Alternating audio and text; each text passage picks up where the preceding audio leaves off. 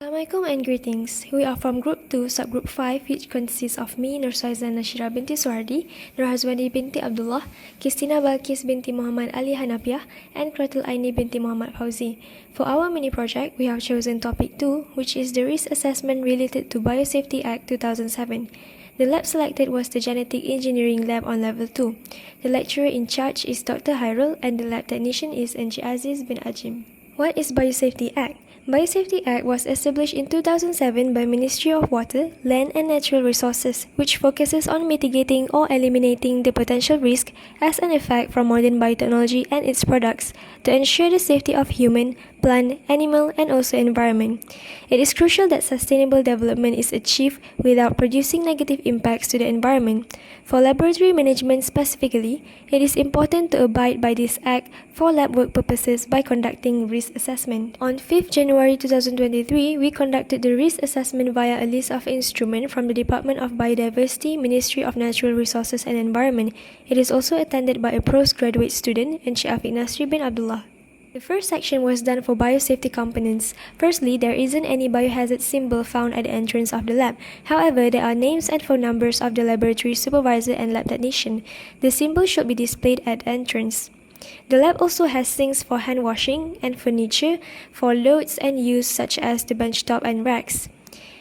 There are spaces between benches, cabinets, and equipment for cleaning access which are covered with non-porous material. The benchtops are impervious to water and resistant to heat, organic solvents, acids, alkalis, and other chemicals. The windows are not fitted with screens. However, there are blinds provided for the windows. The autoclave machine is not in the lab, but in a shared preparation room for the whole floor. The eye wash fountain is not available inside the lab, but it is available outside of the lab. A specific place for radiation activities is not available. However, if there is a need for such procedures, it will be conducted in the laminar flow inside the lab. Moving on to the safety equipment section, there is a first aid kit available with suitable PPE. According to Encik Afiq, this lab does not have any genetically modified materials. There is also a fume hood for working with hazardous chemicals inside the lab. Moving on to the work practices, the biohazardous material existing in this lab is hazardous fungi, which is stored accordingly. Mechanical pipettes are used in this lab.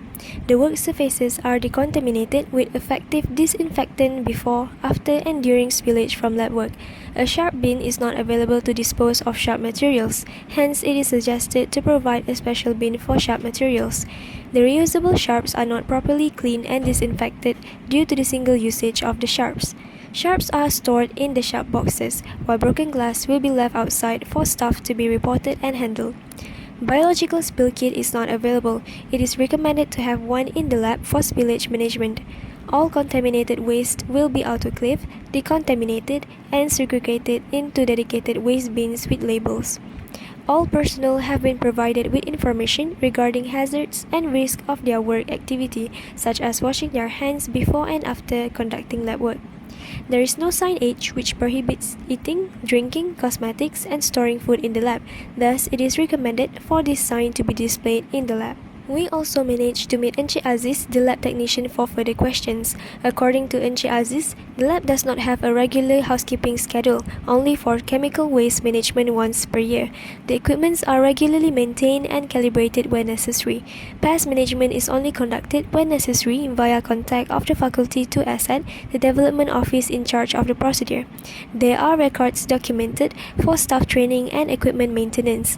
For other records of GMO-related materials, it depends on the supervisor or the personnel who uses the related materials. For the chemical section, there is a special storage space for chemicals and waste disposal, specifically for hazardous or flammable chemicals.